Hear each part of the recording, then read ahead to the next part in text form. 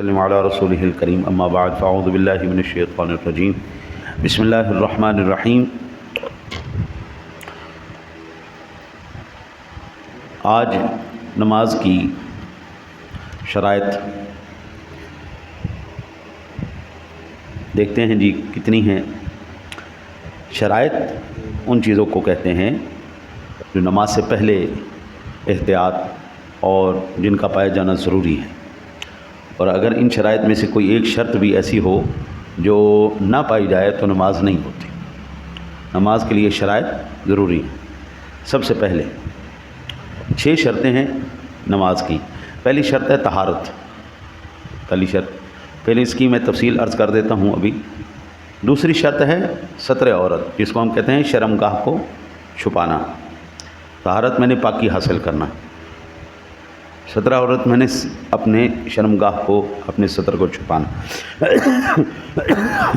تیسری ہے وقت کا ہونا۔ نماز کا وقت ہوگا تو نماز ہوگی، نماز کا وقت نہیں ہے تو نماز ادا نہیں ہوگی۔ چوتھی شرط ہے جی استقبال قبلہ۔ استقبال قبلہ کہتے ہیں کعبے کی طرف منہ کرنا۔ پانچویں شرط ہے نیت کرنا۔ ان کی تفصیل میں عرض کرتا ہوں۔ چھٹی شرط ہے جی تکبیر تحریمہ۔ در مختار اور رد المختار کتاب الصلاۃ باب شروط صلاۃ کے اندر اسی طرح موجود ہے۔ اب ان کی نماز کی جو ہے تفصیل وہ عرض کرتے ہیں۔ پہلی شرط پاکی حاصل کرنا۔ نمازی کا بدن اور اس کے کپڑے۔ بدن اگر اس پر غسل واجب ہے تو غسل کرے، نہیں تو وضو کرے، ٹھیک ہے جی۔ غسل کو کہتے ہیں طہارت اکبر اور وضو کو کہتے ہیں طہارت اصغر، چھوٹی طہارت۔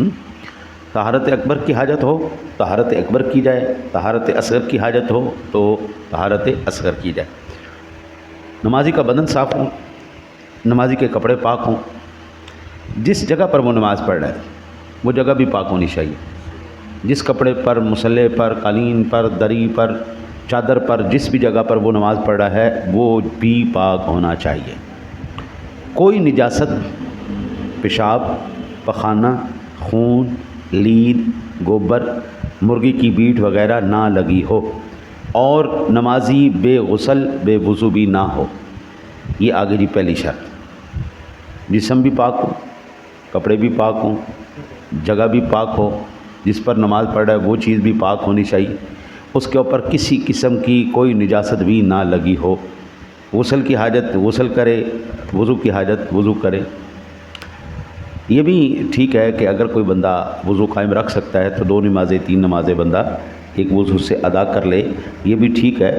لیکن ہم نے احادیث مبارکہ کے اندر پڑھا ہے وضو کے اوپر وضو کرنا نور علی نور ہے، نور کے اوپر نور ہے۔ آپ وضو تازہ کریں گے نا جی تو وضو آلریڈی ہے بھی صحیح، تو اللہ تعالیٰ وہ روشنی کو اور بڑھا دے گا۔ نور کے اوپر نور ہے، ہاں جی۔ میں مثال دیتا ہوں، وہ اللہ کے نور کی تو کوئی مثال ہی نہیں ہے۔ ایک لائٹ جل رہی ہو نا جی تو بندہ آ کے ایک اور لائٹ جلا دے، روشنی زیادہ ہو جائے گی۔ ایک اور جلا دے اور روشنی ہو جائے گی۔ تو نور علی نور، نور کے اوپر نور ہے۔ وضو کے اوپر وضو آپ کریں گے تو انشاءاللہ تعالی اس کا اجر ملے گا، ٹھیک ہے جی۔ اور اگر ایک اور میں اس دوران مسئلہ عرض کرتا چلا جاؤں، میں انشاءاللہ تعالی العزیز کوشش یہ کروں گا سارے مسائل ان کا احاطہ کر لوں، لیکن تقاضا بشری کے تحت عقل محدود ہے، ہر وقت ہر مسئلہ مستحضر نہیں رہتا۔ اگر کسی ساتھی کے ذہن میں سوال آئے تو آپ سوال کر لیجئے گا، ٹھیک ہے جی۔ مجھے کوئی پریشانی والی بات نہیں، مجھے مسئلہ آتا ہوگا تو میں انشاءاللہ آپ کو فوراً عرض کر دوں گا۔ دوسری شرط، یہ پہلی شرط پاکی ہو گئی۔ دوسری شرط ستر عورت یعنی شرمگاہ کو چھپانا۔ اس کا مطلب یہ ہے کہ مرد کا بدن ناف سے لے کے گھٹنوں کے نیچے تک شرمگاہ ہے۔ مرد کا ناف کے اوپر سے لے کے گھٹنوں کے نیچے تک۔ اس لیے نماز کی حالت میں کم از کم کی بات ہو رہی ہے، ٹھیک ہے جی۔ ناف سے لے کر گھٹنوں کے نیچے تک جسم کا چھپا رہنا ضروری ہے، اور عورت کا پورا بدن شرمگاہ ہے۔ اس لیے نماز کی حالت میں عورت کے تمام بدن ڈھانکا رہنا ضروری ہے۔ صرف چہرہ، ہتھیلیاں ٹخنوں کے نیچے قدم کھلے رہنے کی اجازت ہے، ٹھیک ہے جی۔ اور ہمارے لیے حکم ہے ٹخنوں کو ننگا رکھیں، عورتوں کے لیے یہ نہیں کہ وہ ٹخنوں کو ننگا رکھیں، ان کے ٹخنے بھی چھپے رہنے چاہیے۔ ہمارے نا جی اکثر بچے، آج کل بچے کیا، اب تو بڑے بھی سارے ایسے ہو گئے، پتہ نہیں اس کو کیا کہتے ہیں، پلازو کہتے ہیں، کی کہتے ہیں، وہ جڑا چھوٹا جا کچھا ہوتا ہے شارٹس کہتے ہیں، نہیں وہ جڑے منڈے پاندے نے کچھا پاندے نے، نکر ہی کہہ لو، یعنی اس طرح کا کوئی نام ہے انہوں دا خاص، نکر اسی تو کچھا کہنے ہیں جی، ٹھیک ہے جی۔ جڑے نوجوان بھی بڈھے بھی سارے نا جی وہ کچھے پا کے پھردے ہوندے ہیں، انہوں دے گوڈے ننگے ہو رہے ہوندے ہیں۔ مرد کے لیے نہ صرف نماز کی حالت میں، نماز کے علاوہ بھی اتنا پردہ کرنا ضروری ہے۔ مرد ننگا نہیں پھر سکتا، گھٹنے ننگے نہیں کرے گا، اپنے پٹ ننگے نہیں کرے گا، ہاں جی۔ اور پھر کچھا پینٹ ایسی پہننی چاہیے جسے پیچھے والا پروگرام نظر نہ آئے، اینج تھوڑا جا اگے پیچھے ہوندے نے۔ اج کل دے منڈیاں دے کھلوتے بھی انہاں دے پیچھے ننگی ہوئی ہوندی ہے۔ وہ یار مجھے پتہ نہیں، حیرانگی اسی نے پینٹ اتنے اپنی سلوار اتنے چڑھا کے ڈڑھ دے اتنے لیا ہونے ہیں یار، کسے پاسوں کوئی بھی جو ہے شرم گاہ ساڈی نظر نہ آئے، لیکن منڈیاں نوں کوئی شرم ہی نہیں آتی۔ ہاں منڈے بھی جناب کھڑے نے تو انہاں دے پیچھے مارکیٹ کھلی ہے، کوئی پتہ نہیں، کوئی پرواہ کوئی نہیں، پھر وہی عادت انہاں دی پکی ہوندی، وہی آ کے مسیح تے کام شروع کر دیں، ہاں جی۔ تو ایسی حالت میں نماز نہیں ہوگی۔ اگر ناف سے لے کے گھٹنوں تک کوئی بھی حصہ آپ کا دوران نماز کھل جاتا ہے تو نماز فاسد ہو جائے گی۔ انشاءاللہ میں مفسدات کے اندر یہ اس کی مزید تفصیل میں عرض کر دوں گا، ابھی تو شرائط چل رہی۔ تو اگر یہ چیزیں نہ پائی گئیں، میں ٹھیک ہے آپ جو لباس پہنے، میں اس کے اوپر کوئی جو ہے نا جی نہیں کہتا کہ آپ یہ پہنے یا نہ پہنے، آپ کی اپنی مرضی ہے، اللہ کو جواب آپ نے۔ میں ایک بات سوچتا ہوں، اس کائنات عالم کے اندر سونے سے سونا لباس میرے سونے نبی نے پہنا۔ آپ سرکار کے جبے آپ دیکھیں نا جی، اس کے اوپر سونے کی تاروں کے ساتھ کام بھی ہوا ہوتا تھا، چاندی کے ساتھ، جو باہر سے آتے تھے، حبشہ سے آتے تھے، ایران سے آتے تھے، ہاں جی، جو ادھر ممالک سے آتے تھے، وہ جبے بڑے، آپ وہ پہنو نا یار، میرے سونے نبی کا اچھا بہترین لباس فل۔ آپ سرکار دو عالم صلی اللہ علیہ وسلم نے ساری زندگی چادر مبارک، جنہوں اسی دھوتی کہنا ہے، دھوتی، آپ سرکار نے ساری زندگی چادر مبارک پہنی، آپ نے کوئی اور چیز نہیں پہنی۔ اب بعض لوگ کہتے ہیں کہ عرب کا کلچر تھا، میں کہتا ہوں نہیں، میرے سونے کی ادا ہی قانون ہے، وہی کلچر ہے۔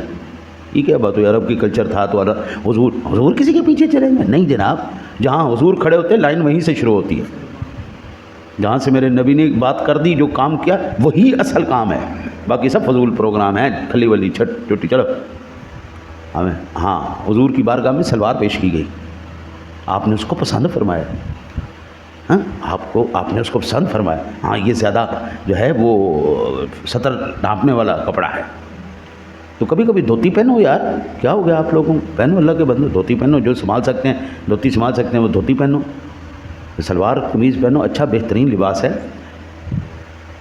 ہماری یہ جو تہذیب سلوار قمیض کی، آپ کو کہیں کسی انگریز میں، کسی یہودی میں، کسی عیسائی میں نہیں ملے گی، یہ الحمدللہ ہماری تہذیب عرب کے اندر آپ کو نظر آ جائے گی، ٹھیک ہے نا جی۔ ہمارا بھی وہیں سے، چونکہ ہم تو حضور کے پیچھے ہی چلیں گے نا جی، جہاں پر میرے سونے نبی نے قدم رکھ دیا بس ہمارے لیے تو وہی راہ ہے، وہی قدم ہے، وہی نشان ہے، وہی منزل ہے، ہم اسی طرف ہی چلیں گے۔ لیکن یہ پینٹ شرٹ جو ہے نا، یہ ہماری نہیں ہے، یہ ہماری تہذیب نہیں ہے۔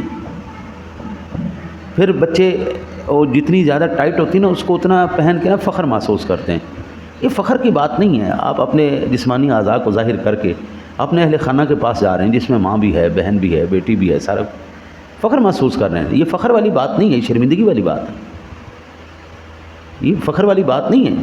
وہ جناب وہ دنیا دے نال چلنا چاہیے، فیشن دے نال چلنا چاہیے۔ خدا کی قسم، کل ہم نے کیا پڑھا تھا، یہ سارا کچھ دنیا کا مال ہے اور دنیا میں ہی رہ جائے گا، دنیا کی زینت دنیا میں ہی رہ جائے گی، آخرت میں صرف اعمال جائیں گے، آخرت میں صرف اعمال جائیں گے۔ دنیا کا مال مطلب موبائل، گاڑیاں، بنگلے، آسائشیں اور چیز دنیا میں ہی رہ جانی، ساتھ تقویٰ جائے گا، پرہیزگاری جائے گی، ایمان جائے گا۔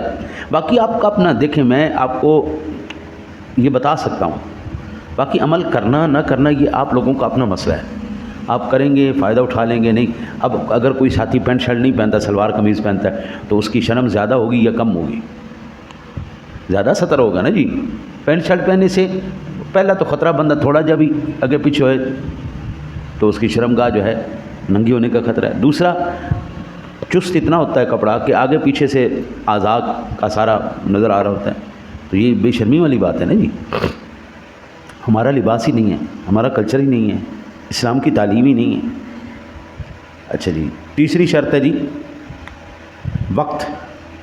مطلب یہ ہے, کل میں اس پہ تفصیل سے عرض کر چکا ہوں, جس نماز کے لیے جو وقت مقرر ہے وہ نماز اسی وقت میں پڑھی جائے گی, وقت کے آگے پیچھے نہیں بات ہوگی. جو وقت مقرر ہے انشاءاللہ وہ بھی میں مزید عرض کر دوں گا. اچھا جی, چوتھی شرط ہے جی استقبال قبلہ, قبلے کو منہ کرنا. آج ہم یہاں چوتھی تک رکھیں گے, آگے پھر انشاءاللہ نیت کے اوپر میں اثر میں عرض کر دوں گا. ایک بات یہاں پہ یاد رکھنا ضروری ہے, استقبال قبلہ کا مطلب یہ نہیں, کعبے کا مطلب, کعبے کی طرف منہ کرنے کا مطلب یہ نہیں ہے کہ ہم کعبے کو سجدہ کرتے ہیں. ہم سجدہ کعبے کو نہیں کرتے, ہم سجدہ اللہ کو کرتے ہیں. ٹھیک ہے نہیں, ہم سجدہ اللہ کو کرتے ہیں, کعبے کو نہیں کرتے. کعبہ رہے یا نہ رہے, سجدہ جب بھی ہوگا. کعبہ ہے, سجدہ پھر بھی اللہ کو ہے. قرب قیامت کعبے کو ڈھا دیا جائے گا, سجدہ پھر بھی اللہ کو ہوگا. یہ جہت کیوں مقرر کی گئی, یہ ایک سمت کیوں مقرر کی گئی؟ یونٹی کے لیے, اتحاد کے لیے, تاکہ ہر کوئی اپنی مرضی کی مسجد نہ بنا لے.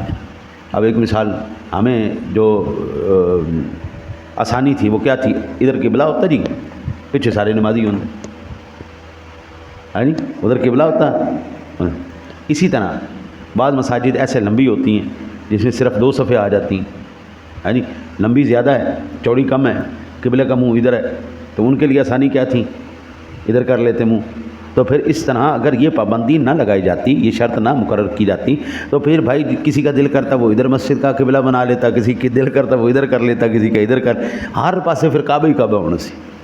پھر ہر ایک نے, جس طرح آج آپ اندازہ کریں کہ جو چیزیں جائز اور حلال بھی ہیں, جائز بھی ہے حلال بھی ہے, ان چیزوں کے اوپر بھی شرک اور کفر کے فتوے لگے پڑے ہیں. تو پھر ہر ایک نے ڈیڑھ دی مسیت اپنی بنا کے کہنے سی قبلہ تے اصل یہی ہے, اس کے علاوہ تو سب غلط ہے.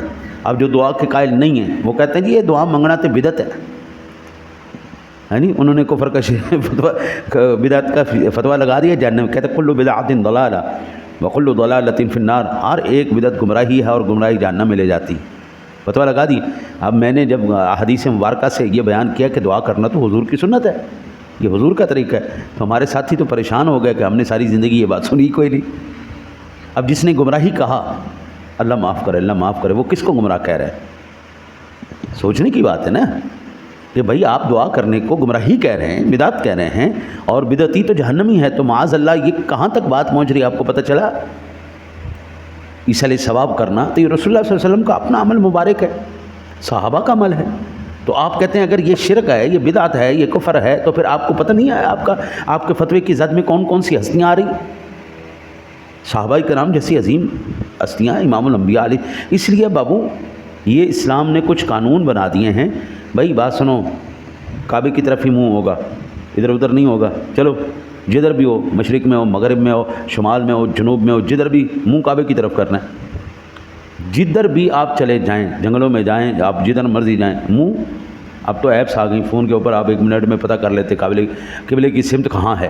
اب تو مصلے بھی ایسے آ گئے, آپ مصلی بچھائیں گے نا تو جیسے ہی وہ کعبے کی سائڈ پہ ہوگا وہ جناب بالکل ٹو کرے گا, بس جناب ہوں ٹھیک ہوگی گل, پڑھو ہے نہیں. تو یہ بڑی اہم ترین مسائل ہیں, انشاءاللہ ان کو میں عرض کرتا رہوں گا. اللہ سے دعا اللہ آپ کو مجھے پڑھ کر سن کر اس پر عمل کی توفیق نصیب فرمائے. اللہم